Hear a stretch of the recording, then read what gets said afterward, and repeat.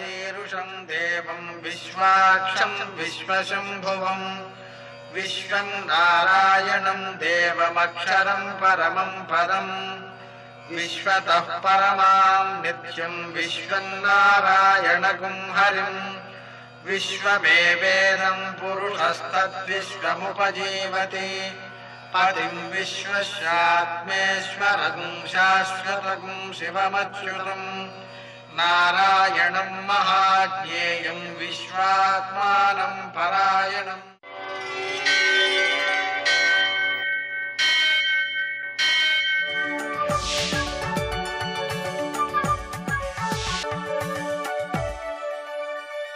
सूर्यशौर्यमथेन्दुरिन्द्रपदवी सन्मङ्गलं मङ्गलम्। పద్మావతి ప్రణయలాలిత ముగ్ధదేహ శ్రీ వెంకటేశరుణమోచనమస్తు మహ్యం. నేటి కాలమాన విశేషాలను గమనిద్దాం. స్వస్తి శ్రీ చాంద్రమాన మన్మథనామ సంవత్సరం దక్షిణాయనం వర్ష ఋతువు భాద్రపద మాసం కృష్ణపక్షం శనివారం. సూర్యోదయం 6:11 సూర్యాస్తమయం 5:54. తిథి త్రయోదశి రాత్రి 12:17 వరకు. నక్షత్రం పుబ్బ రాత్రి 7:23 వరకు. వర్జం రాత్రి 3:32 నుంచి 5:20 వరకు. దుర్ముహూర్తం ఉదయం 6:11 నుంచి 7:45 వరకు. అమృతకాలం మధ్యాహ్నం 12:10 నుంచి 1:58 వరకు. రాహుకాలం శనివారం కాబట్టి ఉదయం 9 నుంచి 10:30 వరకు. అష్టకవర్గ రీత్యా శుభప్రదమైన సమయం మధ్యాహ్నం 3 గంటలకి. నేటి విశేషాలు: శని త్రయోదశి, అలాగే కలియుగాది శ్రార్థం, అలాగే ప్రదోషం కూడా. ప్రదోషం ఉన్నందువల్ల సాయంకాలం శివారాధన చేసుకోవడం మంచిది. శనివారం త్రయోదశి కలిసి ఉన్నటువంటి రోజు కాబట్టి ఈరోజు శివారాధన ప్రదోష కాలంలో చేయడం ద్వారా శని దోషాలను మనం పూర్తిగా నివారించుకోవచ్చు. శనివారం కాబట్టి మనం ఉదయకాలం శివారాధన, నువ్వులతో పూజ చేయడం, నూనెతో అభిషేకం చేయడం శని త్రయోదశి కాబట్టి. అలాగే విష్ణుమూర్తికి, వెంకటేశ్వర స్వామికి దీపారాధన చేయడం, ఆంజనేయ స్వామికి పూజ చేయడం, ఈ క్రియలన్నీ కూడా శని దోషాలను నివారిస్తూ ఉంటాయి. మామూలు శనివారం కంటే శని త్రయోదశి చాలా విశిష్టమైనదన్నమాట. అలాగే కలియుగాది కాబట్టి తత్ప్రయుక్తంగా పితృదేవతలను ఆరాధించటం, వాళ్ళకి తర్పణాలు ఇవ్వడం మొదలైన చర్యల ద్వారా సంతానం యొక్క అభివృద్ధి, వారి యొక్క ఆనుకూల్యం సిద్ధిస్తాయి. నేటి ఆణిముత్యాలు.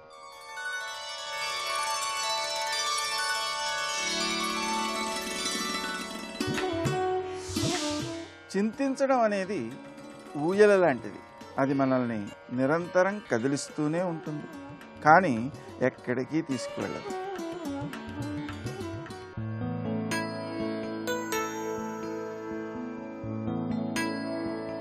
సర్వవ్యాపి అయిన భగవంతుడిని ఓ సంస్కృతికి మాత్రమే ప్రతీకగా వర్ణించటం సంకుచితత్వం.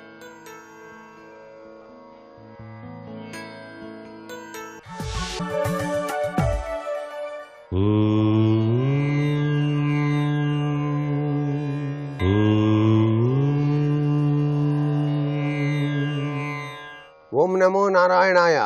ఓం నమః శివాయ. శ్రీమాత్రే నమః.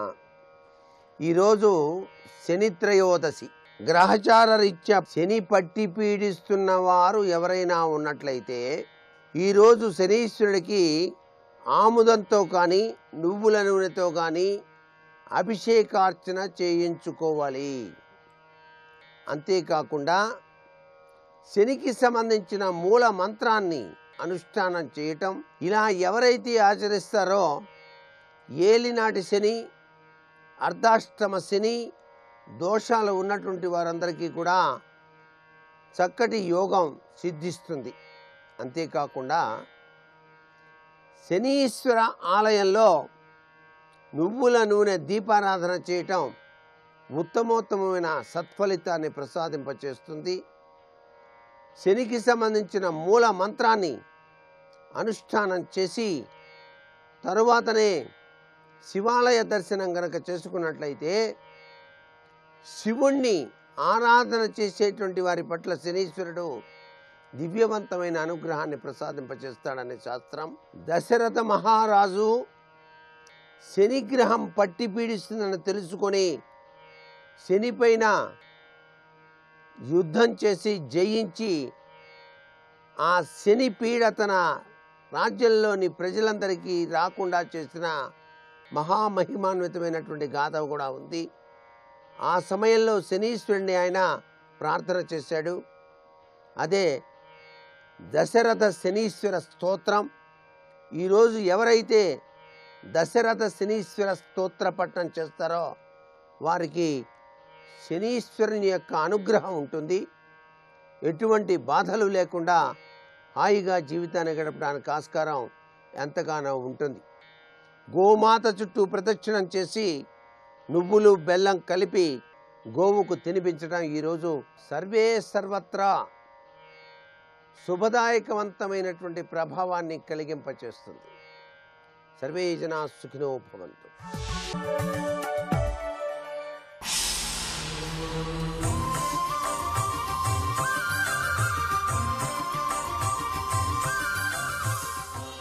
శతక సాహితీ సరస్వతికి నమస్కారం. నాచు పువ్వులకెవడు సౌందర్యమొసగే, నల్లని పికాళికెవడు గానంబు నొసగే, దేనికైనను నీ కృప దీపమగును, దీనజన పోష ద్వారకా తిరుమలేశ. ఓ స్వామి, నాకు ఏ రకమైనటువంటి శక్తి సామర్థ్యము లేకుండా పుట్టించావయ్యా. నేను ఎలా బ్రతకాలి అని ఎవ్వరూ అనుకోనక్కరలేదు. ప్రతి ఒక్కరిలోనూ పరమాద్భుతమైన శక్తిని నిక్షేపం చేసి జన్మనిచ్చాడు భగవంతుడు. ప్రతి ఒక్కరికి ఉండే శక్తి ప్రతిభ ఉండనే ఉన్నది వారికి. అది గమనించి తాను ఏది చెయ్యాలో అది చేస్తూ ఉంటే తప్పకుండా అతనికి ఆనందం కలుగుతుంది, జీవితం హాయిగా సాగుతుంది. అటువంటిది ఒక్కసారి ఉదాహరణగా చూసినట్లయితే, బురదలో పుట్టేటువంటి నాచు పువ్వు ఎక్కడ బురదుంటే అక్కడ ఉంటుంది, అది విడిగా పూయదు. ఆ నాచు పువ్వు ఎంతో రమ్యంగా రమణీయంగా కనిపిస్తూ ఉంటుంది. అది తామర పువ్వులాగా, గులాబీ పువ్వులాగా చాలా ప్రకాశవంతముగా ఉండి ఆకర్షిస్తూ ఉంటుంది. నాచు పువ్వులకెవడు సౌందర్యమొసగే, ఆ సౌందర్యాన్ని ఎవరిచ్చారు? అక్కడ పుట్టినటువంటి దానికి నా జన్మ ఇంతేనా, ఈ బురదలో ఇలా ఉండవలసిందేనా అనుకోకుండా అక్కడ ఉన్నదాన్ని కూడా అందరూ ఆనందంగా చూసే విధంగా, అందరూ కావాలి అనుకునే విధంగా దానికి సౌందర్యాన్ని ప్రసాదించాడు. నల్లని పికాళికెవడు గానంబు నొసగే, కోయిల నల్లగా ఉంటుంది, కాకి కన్నా కూడా నల్లగా ఉంటుంది. కాకికైనా ఇంకా మెడ కింద కొంత బూడిద రంగు ఉండి కొంత నలుపు విరుగుతుంది రంగు కాకి విషయంలో. కానీ కోయిల అలా కాదు, అది నల్లగా ఉంటుంది. పైగా దాన్ని రక్తాక్షి అంటారు. ఆ కన్ను చూస్తే ఎర్రగా ఉంటుంది. అటువంటి ఆ కోయిలకి మధురమైన ఆ స్వరం వ్యక్తం చేసే శక్తే లేకపోతే ఎవరైనా పట్టించుకుంటారా? ఎంత అసహ్యంగా చూస్తారు ఆ కోయిల వంక. కానీ అంతటి నల్లగా ఉన్నటువంటి ఆ కోకిలకి లోకమంతా ఆరాధించే విధంగా, అందరూ నిరంతరం తలుచుకునే విధంగా, ఎవరు ఎంత బాగా పాడినా కోయిలలా పాడావని కోయిలతో పోలిక చెప్పే విధంగా మధురమైనటువంటి స్వరాలాపన చేసే శక్తినిచ్చావయ్యా. నల్లని పికాళికెవడు గానంబు నొసగే, దేనికైనను నీ కృప దీపమగును. దేనికైనా సరే నీ కరుణ అనేటువంటిదే ప్రధానమవుతుందయ్యా. నువ్వు కరుణతో ప్రతి ఒక్కరిని కూడా అనుగ్రహిస్తూనే ఉంటావు. ఆ అనుగ్రహాన్ని దర్శించే శక్తి ఈ భక్తులకు ఉండాలి. ఒక్క పరమాణువునకు మహోగ్ర శక్తి నీయగలవాడవీవు. అందరూ తొక్కి వెళ్ళిపోతున్నటువంటి ఆ పరమాణువు అది బాధపడనక్కర్లేదు, ఇంతమంది నన్ను తొక్కి వెడుతున్నారని. కానీ అది గనక ఒక్కసారి విస్ఫోటం చెందిందంటే మహాప్రళయమే. కనుక దానిలో కూడా మహాప్రళయాన్ని సృష్టించగలిగినటువంటి శక్తి ఉన్నది. ఒక్క పరమాణువునకు మహోగ్ర శక్తి నీయగలవాడవీవు, నీ సాయమునకు అవధులన్నవి లేవు దయాంతరంగా. ఎంత దయాహృదయుడవంటే అందరూ తొక్కుకుంటూ వెళ్ళేటువంటి పరమాణువులో మహాశక్తిని నిక్షిప్తం చేశావయ్యా నువ్వు. ఆ పరమాణువు ఆ శక్తిని వ్యక్తం చేయకుండా ఎందరూ తొక్కుతూ వెడుతున్నా సరే సహనంతో ఉంటున్నది. స్వామి నాకు ఇంతటి శక్తినిచ్చాడు. ఈ శక్తినిచ్చింది నేను 10 మందిని నష్టపరచటానికి కాదు, వారికి ప్రాణాపాయం కలిగించటానికి కాదు. దీన్ని నేను భరించాలి. ఇంత శక్తినిచ్చినందుకు గాను ఎవరు నన్ను తొక్కుకుంటూ వెళ్ళినా సరే నేను భరించాలి. ఈ భగవంతుడు నాకింతటి శక్తినిచ్చాడు కదా, ఇది ఒక లెక్క, వీళ్ళు తొక్కుతూ వెడితే అనే భావనతో ఈ పరమాణువులన్నీ కూడా సహనంతో ఉంటున్నాయి. స్వామి, నువ్వు దానికి ఎంత శక్తినిచ్చావు. ప్రతి ఒక్కరికి కూడా అలా ఎంతో కొంత శక్తినిస్తూనే ఉన్నావు. దాన్ని గ్రహించి వారు జగత్ కళ్యాణానికి తోడ్పడే విధంగా, సమాజ శాంతికి భంగం కలిగించనట్లుగా తమ శక్తియుక్తుల్ని ఉపయోగించుకోవాలి అంటూ ఆ ద్వారకా తిరుమలేశుని అనేకానేక విధాలుగా స్తుతిస్తూ చక్కని పద్యరచనతో గొప్ప శతకాన్ని మనకు అందించిన విద్వత్కవులు శ్రీ రసరాజు గారి ద్వారకా తిరుమలేశ శతకంలోని కొన్ని పద్యాలను గురించి తెలుసుకున్నాం. రేపు మరి ఒక శతకం గురించి తెలుసుకుందాం. ఓం నమో వెంకటేశాయ. करोति या बिभर्ति या निहन्ति या जगत्त्रयं समन्ततो विभाति या न दृश्यते क्वचिच्चया. ఓంకార పంజర సుఖీం ఉపనిషదుద్యాన కేళికలకంఠీం ఆగమ విపిన మయూరీం ఆర్యాం అంతర్విభావయే గౌరీం. శివాయ గురవే నమః. శ్రీమాత్రే నమః. శ్రీ విష్ణురూపాయ నమః శివాయ. శ్రీ ఉమాయై నమః. కావ్యకంఠ వాసిష్ఠ గణపతిముని తన తపశ్శక్తితో ఉమాసహస్రాన్ని పూర్తి చేసి మళ్ళీ పునరుద్భవం చేయించినటువంటి వైనాన్ని మనం చెప్పుకున్నాం. ఆ తర్వాత గణపతిముని గారు వేలూరులో ఉండగా చిన్నస్వామిని పోలీస్ ఇన్స్పెక్టరు అకారణంగా ఈయనపై ద్వేషాన్ని పెట్టుకుని ఎలాగోలో ఇబ్బంది పెట్టాలి అని కొన్ని కేసులు పెట్టి ఆయన్ని ఇరికించాలని ప్రయత్నించాడు.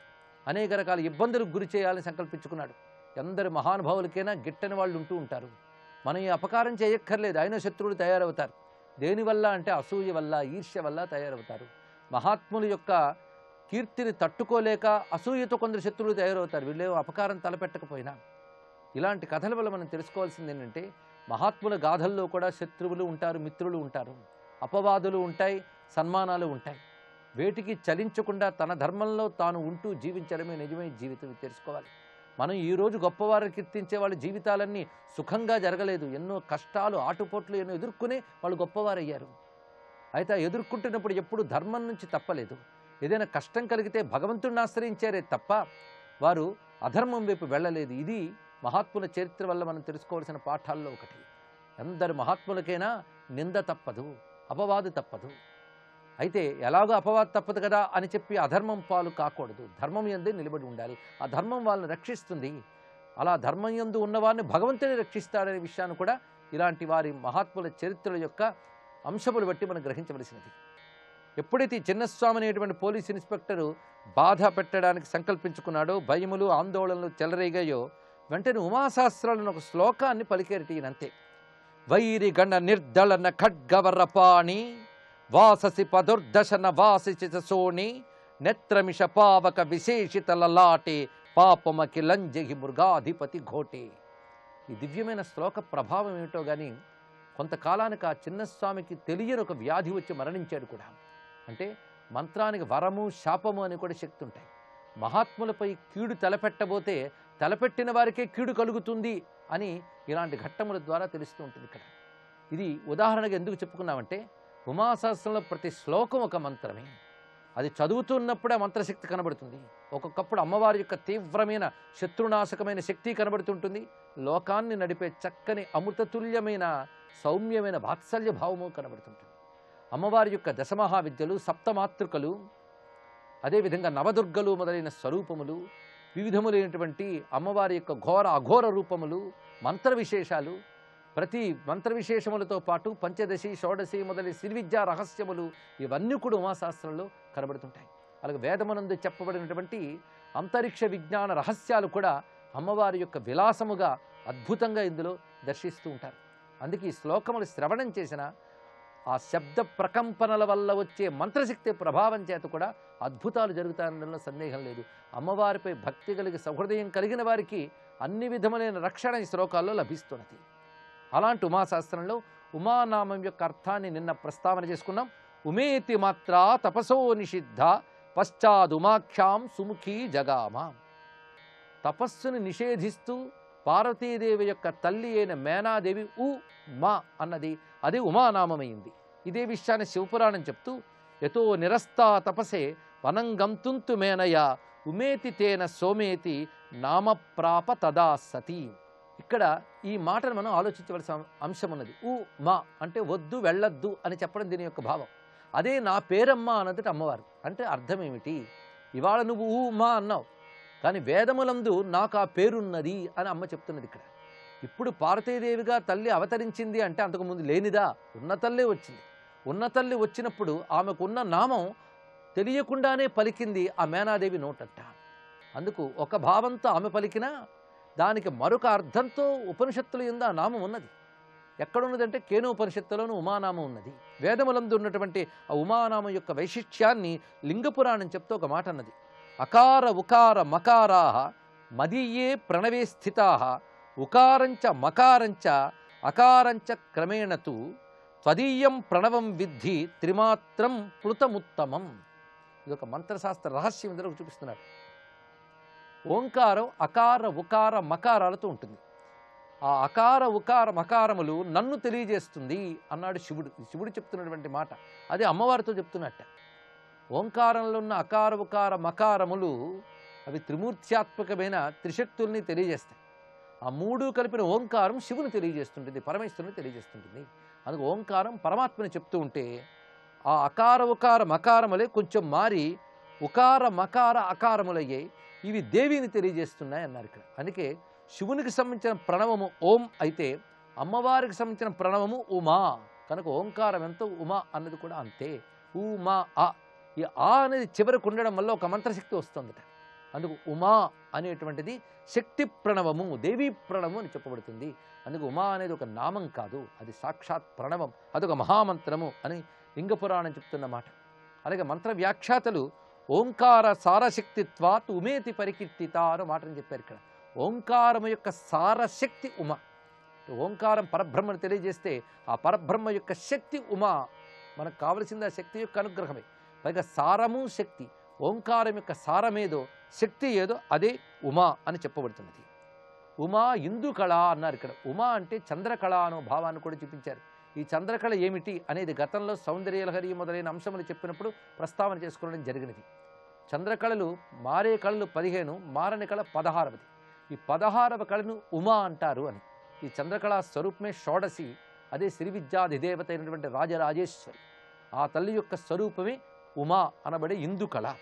సుప్తానామత బుద్ధీనాం అమాత్రోచ్చారణాత్ హృది నిత్యం త్రైలోక్య భూతానాం ఉమేతి ఇందుకళోచ్యతే అని శాస్త్రవాక్యం కనబడుతున్నది ఇక్కడ. హృదయంలో పరతత్వాన్ని ఆవిష్కరింపజేసుకున్నప్పుడు అది దహరాకాశముగా హృదయంలో వ్యాపించినటువంటి చిచ్చక్తి యొక్క కళ అయిన చంద్రకళగా కనబడుతుంది అనే అంశాన్ని యోగశాస్త్రపరంగా అన్వయిస్తూ వివరిస్తున్నారు ఇక్కడ. దహరాకాశ శివస్య శిరసి ఇందుకళ బిందు రూపేణ స్థిత అన్నారు ఇక్కడ. దహరాకాశము అంటే మన హృదయంలో వ్యాపించిన చిదాకాశం. ఆ చిదాకాశమే చిదంబరం, అది శివస్వరూపము, అదే ఆకాశస్వరూపము. అటువంటి చిదాకాశముగా ఆయన ఉంటే ఆ చిదాకాశము యొక్క కళగా, జ్యోతిగా, కాంతిగా ఉన్న శక్తి ఏదో అది ఉమా అని చెప్పబడుతుంది. ఆ తత్వమే ఈ నామంలో వివరిస్తున్నారు. సర్వ ప్రాణినాం స్వాపే బోధే హృది అనాహత నాదాత్మనా ప్రణవనాద భాగస్య శబ్ద బ్రహ్మాత్మకస్య నిత్యముచ్చారణాత్. ఈ దహరాకాశంలో నిరంతరం ఒక నాదం వినబడుతూ ఉంటుందిట. అది నిద్రించినా మెలకువగా ఉన్నా కూడా ఆ నాదాత్మకంగా ఏదైతే ఉంటుందో అది ఉమా అని వివరించారు. కనుక దహరాకాశంలో ఉన్న నాదశక్తి ఉమా అని వివరించబడుతున్నది. ఇప్పటి వరకు ఉమానామానికి చెప్పిన అర్థముల్లో ఉమా ఆ అనేది దేవి ప్రణవమని, ఓంకారం యొక్క సారశక్తి అని, కేవలం తపస్సు నిషేధించిన శబ్దం మాత్రమే కాదు, ఇది గ్రహించవలసింది. పురాణంలో కనబడే కథ వెనకాల యోగపరంగా తత్వపరంగా ఇంత లోతు ఉంటుంది. మనం మామూలుగా పలికే దేవి నామం వెనకాల ఇంత శక్తి ఉన్నది. శక్తి ఉందని తెలిసి పలికేమా ఆ శక్తి ఇంకా గొప్పగా లభిస్తుందని తెలుసుకోవడం ఇదంతా కూడా. ఇంకొక అర్థంలో ఉమా అంటే ఉత్తమ చిత్తవృత్తి. ఇక ఇది ఒక అద్భుతమైనటువంటి అర్థాన్ని చెప్తున్నారు. ఉహు ఉత్తమ చ సా మా చిత్తవృత్తిశ్చేతి అని నిర్వచనాన్ని చెప్పింది శాస్త్రం. ఉత్తమమైన చిత్తవృత్తికి ఉమా అని పేరు. ఈ మాటని చెప్తూ సూత సంహిత అనే గ్రంథంలో చక్కని మాట అన్నారు. పరానుభూతిం భవపాశనాశినీం సదాశివస్యాప్యతిశోభనాఢ్యాం ఉమాభిదాం ఉత్తమ చిత్తవృత్తిదాం నమామి నానావిధ లోకవైభవాం పరానుభూతిం భవపాశనాశిని. ఉమాదేవి ఆ జగదంబ ఎవరంటే పరానుభూతి అంటే ఉత్కృష్టమైన అనుభవ స్వరూపము. ఇదే శంకరులు శివానందహరిలో ఆనంద స్ఫురద అనుభవాభ్యాం అనే మాటలో చూపించారు. ఇక్కడ యోగి బ్రహ్మానంద అనుభవం పొందుతాడు, దాని పేరు మోక్షం. ఆ మోక్షం అనబడే బ్రహ్మానంద అనుభూతి ఏది ఉందో అనుభూతి రూపిణైనటువంటి ఆ శక్తియే ఉమా. అదే పరానుభూతిం భవపాశనాశిని. అనుభూతికి అడ్డంకి ఏమిటయ్యా అంటే భవపాసం, సంసారపాసం. ఆ సంసారపాసనాన్ని ఛేదింపజేసేటువంటి శక్తి ఉమాదేవి.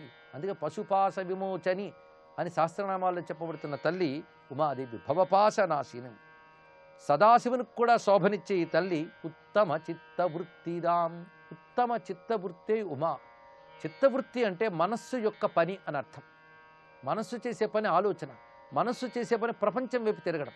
అందరికీ చిత్తవృత్తి ఉంటుంది, కానీ అవన్నీ ప్రపంచం వైపు పరిగెడుతూ ఉంటాయి. మహాత్ముల చిత్తవృత్తి పరమాత్మ వైపు వెళుతుంది. అందుకే పరమాత్మ వైపు ప్రసరించే చిత్తవృత్తే ఉత్తమ చిత్తవృత్తి. కనుక ఏ చిత్తవృత్తి భగవంతుని వైపు మరలుతుందో ఆ చిత్తవృత్తి పేరు ఉమా అన్నారు. ఇప్పుడు ఈ కథను మనం అర్థం చేసుకుంటే అమ్మవారు తపస్సుకు వెళుతూ ఉంటే మేనాదేవి ఉమా అందిట. దీని అర్థం ఏమిటి? అప్పుడు అమ్మవారు కేవలం పరమేశ్వరుడే కావాలనేటువంటి సంకల్పంతో తన చిత్తాన్ని శివాంకితం చేసి శివుని వైపు తిప్పింది. అప్పుడు ఆవిడ చిత్తవృత్తి ఉత్తమమైన శివతత్వం వైపు తిరిగింది కనుక అప్పుడు ఆ తల్లి పేరు ఉమా అన్నారు. ఇది గ్రహించవలసింది. సదాశివుని వైపు తన చిత్తాన్ని తిప్పింది ఆ తల్లి కనుక సదాశివుని వైపు చిత్తం తిప్పడం అనే ఉత్తమ చిత్తవృత్తి కలిగినప్పుడు ఆ జగదంబికు ఉమా అని పేరు పెట్టారు. ఇది పురాణ కథల్లో గమనించవలసిన అంశం. పైపైన చదివి మాట్లాడుతూ ఉంటాం మనం, కానీ ప్రతి అంశంలో ఇంత లోతు ఉంటుంది పురాణ కథలు. అదే ఇక్కడ ఉత్తమ చిత్తవృత్తిదాం. అదే నమామి నానావిధ లోకవైభవాం. ఈ నానా విధములుగా ఉన్న లోకములో ఉన్న వైభవం అంతా ఆ పరాశక్తి అయిన ఉమాదేవిదే అని వివరించారు. అలాంటి పరానుభూతి భవపాశ నాశిని ఉత్తమ చిత్తవృత్తినిచ్చి నానావిధ లోకవైభవాల్ని ఏర్పాటు చేసే ఆ పరాశక్తి ఉమాదేవి. ఆమెను స్తుతించే కావ్యం ఉమా సహస్రం. అటువంటి పరాశక్తికి నమస్కరిస్తూ సర్వం శ్రీమాతృ చరణారవిందార్పణమస్తు.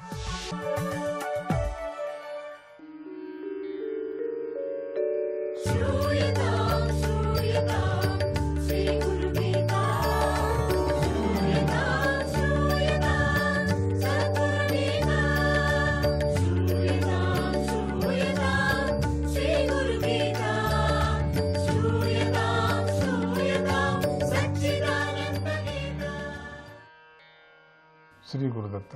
పైకి పెదవులు కదలకపోయినా లోపల ఏదో భాషలో నిరంతరం మాట్లాడుతూనే ఉంటుంది మనస్సు. అది ఏం చేసేది? మనస్సుకి ఒక్క చోట ఉండదు, అది ఏదో మాట్లాడుకుంటూ ఉంటుంది లోపలే, ఆగనే ఆగదు.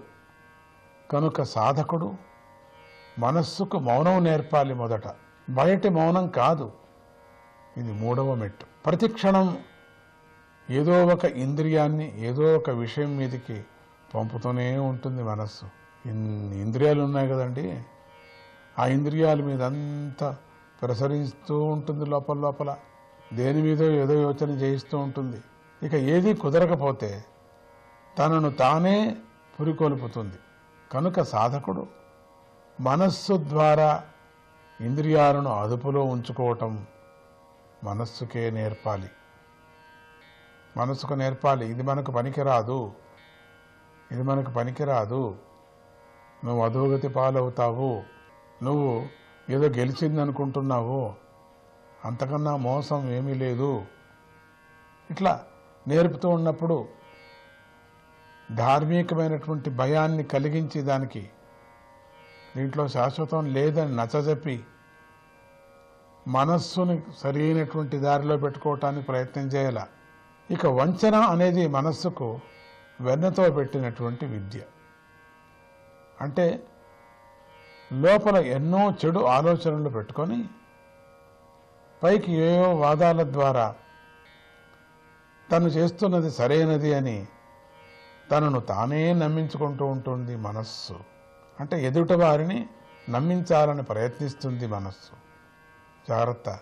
సబ్ కాన్షియస్ స్థాయికి తీసుకువెళ్ళి నిజాలు పలికిస్తే ఆ టేపులను విని మనమే ఆశ్చర్యపోతాం. ఏంటి మనలో ఇలాంటి ఆలోచనలు ఉన్నాయా అని. అంటే మనస్సుకు ఉన్న ఈ వంచనను మనం నవనాగరికత, సంఘ మర్యాద మొదలైనటువంటి పేర్లతో బాగా వృద్ధి చేసుకుంటూ ఉంటాం. కనుక జాగ్రత్తగా సాధకుడు తన భావం పరిశుద్ధంగా ఉందా లేదా అని ఎప్పటికప్పుడు సరిచూసుకుంటూ ఉండాలి. ఇది 5వ మెట్టు. ఈ 5 మెట్లు ఒకదాని తర్వాత ఒకటి కాదు, ఒకదాని మీద ఒకటి ఆధారపడి ఉంటాయి. వీటన్నిటి ఫలితమే నిశ్చలమైనటువంటి ధ్యానం. ధ్యానానికి ఫలితమే ఆనందం. మనస్సుని ఇక్కడ దాకా తీసుకురాగలిగితే మాత్రం అది ఉత్తమమైనటువంటి మానసిక తపస్సు అవుతుంది.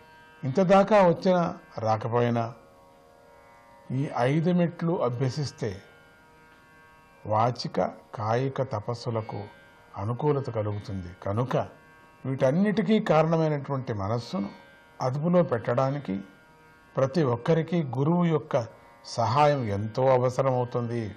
అందుకని దత్తగురువు కృప వల్ల ఆ సహాయం మీ అందరికి కూడా అందని అని చెప్తున్నాను. మళ్ళీ జ్ఞాపకం చేసుకుంటున్నాను. ఇక మళ్ళీ శీలం గురించి మనం చెప్పుకుందాం. మేము ప్రతినిత్యము పూజ చేస్తాం కదా, జపం చేస్తాం కదా, కష్టపడి సాధన చేస్తాం, అయినా ఫలితం కనిపించడం లేదు, మనశ్శాంతి కలగటం లేదు అని చెబుతూ ఉంటారు చాలామంది. నేను ప్రతి సంవత్సరం వెళ్తానండి గుడికి. వెంకటరమణ స్వామి ప్రతి సంవత్సరం కాలినడకతోనే ఎక్కుతానండి. వెంకటరమణ స్వామికి ఎప్పుడు మా తలాలు నీలాలు అర్పణ చేస్తూ ఉంటామండి. ఇట్లా అనేక విధాలుగా మాట్లాడుతూ ఉంటారు. ఉండిందంతా కూడా హుండీకి అర్పణ కూడా చేస్తుంటామండి. లలితా సహస్రనామం చేస్తామండి, విష్ణు సహస్రనామానికి వెళతామండి, ఇంట్లో కలశం పెట్టుకుంటామండి, శనివారము దాన ధర్మాలు చేస్తామండి, చలికాలం వచ్చిందంటే కొంతమందికి స్వెటర్లు పంచుతామండి, దుప్పట్లు పంచుతామండి, వానాకాలం వచ్చిందంటే కొంతమందికి సహాయం చేస్తామండి. ఏదేదో చెప్తుంటారు. కొనాకు వాళ్ళు చెప్పేది ఇంత చేసినా కూడా మాకెందుకండి, మనశ్శాంతి లేదు అంటారు. కొనాకు చూస్తాం వాళ్ళకి ఎందుకు మనశ్శాంతి లేదు. జై గురుదత్త, శ్రీ గురుదత్త.